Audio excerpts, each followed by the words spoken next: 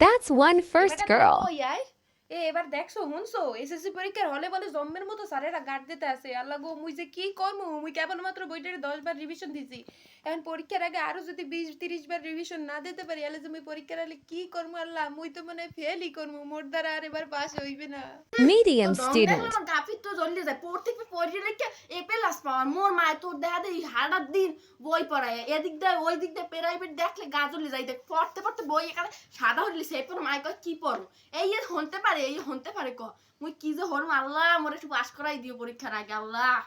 তোরা Backbencher. Short দি মুই তো পড়লেও পাস করবো আর না পড়লেও পাস করবো হলো আমি এককালে চিন্তা করি না দাঁড়া আমার বয়ফ্রেন্ডে ফোন দিছে হ্যালো বেবি তুমি চিন্তা করিও না এককালে এসএসসি পরীক্ষা হোক আর যা হোক মুই তোমার লোক কথা কখনো বন্ধ করতেছি না That's one vlogger.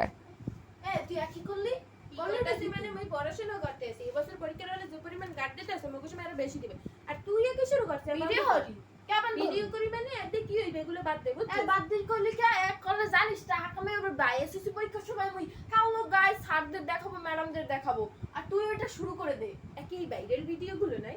হ সবাই এতে ভাইরাল হয় টাকা কামাই টাকা তুই